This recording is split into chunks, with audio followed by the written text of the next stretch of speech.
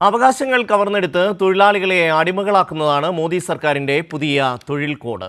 മോദി സർക്കാരിന്റെ തൊഴിലാളി വിരുദ്ധ ലേബർ കോഡ് തൊഴിലാളികളെ എങ്ങനെ ബാധിക്കുന്നുവെന്ന് പരിശോധിക്കാം. തൊഴിലാളികളെ ദ്രോഹിക്കുന്നതിനും കോർപ്പറേറ്റുകളെ പ്രീണിപ്പിക്കുന്നതിനുമായി മോദി സർക്കാർ അടിച്ചേൽപ്പിച്ച ലേബർ കോഡുകൾക്കെതിരെ രാജ്യം വ്യാപക പ്രതിഷേധത്തിന് ഒരുങ്ങിയിരിക്കുകയാണ്.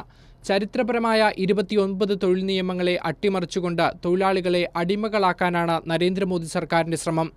വേതന കോഡ്, വ്യവസായ ബന്ധ കോഡ്, സാമൂഹ്യ സുരക്ഷാ കോഡ്, തൊഴിൽ കോഡ് എന്നിങ്ങനെയാണ് പുതിയ 4 കോഡുകൾ. ഇനി ഇവ ഓരോന്നും എങ്ങനെ തൊഴിലാളികളെ ബാധിക്കുമെന്ന് പരിശോധിക്കാം. തൊഴിലാളികളുടെ തൊഴിൽ സുരക്ഷ ഇല്ലാതാക്കുന്നതാണ് പ്രധാന പ്രശ്നം. പുതിയ കോഡ് പ്രകാരം 300 വരെ തൊഴിലാളികളുള്ള സ്ഥാപനത്തിൽ സർക്കാരിൻ്റെ അനുമതിയില്ലാതെ തൊഴിലുടമയ്ക്ക് എപ്പോൾ വേണമെങ്കിലും തൊഴിലാളികളെ പിരിച്ചുവിടാം. ഇത് തൊഴിൽ സുരക്ഷയെ ബാധിക്കുന്ന ഗുരുതര പ്രശ്നമാണ്. തൊഴിലാളികളുടെ വേതനത്തിലെ സുരക്ഷയെ പാടെ അവഗണിക്കുന്നതും പ്രധാന ആശങ്കയാണ്. ശമ്പളം നൽകുന്നതിൽ വീഴ്ച വരുത്തിയാലും നിയമവിരുദ്ധമായി വെട്ടിക്കുറച്ചാലും ഇനി ഒരു നടപടിയും ഉണ്ടാവില്ല. നേരത്തെ ഇങ്ങനെ ചെയ്താൽ 10 ഇരട്ടി പിഴ അടയ്ക്കേണ്ടി വരുമായിരുന്നു. സ്ഥിരം തൊഴിൽ സങ്കല്പത്തെയും പുതിയ ചട്ടം അട്ടിമറിച്ചു. ഇതോടെ കരാർ നിയമങ്ങൾ രാജ്യത്ത് വർദ്ധിക്കും. കാലങ്ങളായി തൊഴിലിടങ്ങളിൽ സ്ത്രീകൾ നേരിടുന്ന പ്രശ്നങ്ങൾക്കും പരിഹാരമില്ല. കുറഞ്ഞ കൂലി, തൊഴിലിടങ്ങളിലെ പീഡനം, സുരക്ഷിതമല്ലാത്ത തൊഴിലിടങ്ങൾ, പ്രസവാനുകൂല്യങ്ങളുടെ നിഷേധം തുടങ്ങിയ പ്രശ്നങ്ങൾ ഇനിയും ആവർത്തിക്കുമെന്നുറപ്പ്.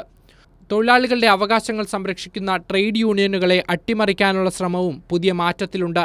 മിനിമം 100 തൊഴിലാളികളോ അല്ലെങ്കിൽ ആകെ ജീവനക്കാരിൽ 10% പേരുടെ പിന്തുണയോ ഉണ്ടെങ്കിൽ മാത്രമേ ഒരു ട്രേഡ് യൂണിയൻ രൂപീകരിക്കാനാകൂ.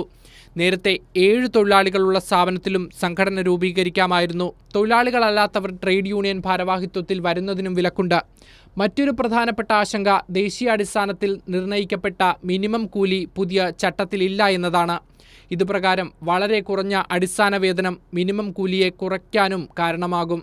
നിലവിലത്തെ സാഹചര്യത്തിൽ 45% തൊഴിലാളികൾക്കും മിനിമം കൂലിയില്ല. അതേ അവസ്ഥയ്ക്ക് ഒരു മാറ്റം ഉണ്ടാവുകയുമില്ല. എല്ലാ ജീവനക്കാർക്കുമുള്ള ESI ആനുകൂല്യത്തിലും പുതിയ ചട്ടം കത്തിവെക്കുന്നുണ്ട്. പുതിയ ലേബർ കോഡിൽ 40 വയസ്സ് കഴിഞ്ഞവർക്കുള്ള ആരോഗ്യ പരിശോധനയെക്കുറിച്ച് മാത്രമാണ് പറയുന്നത്.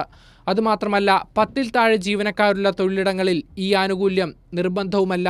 ട്രേഡ് യൂണിയൻ സംഘടനകളുമായി കൂടിയാലോചിക്കാതെയാണ് നരേന്ദ്രമോദി സർക്കാരിൻ്റെ പുതിയ പ്രഖ്യാപനം.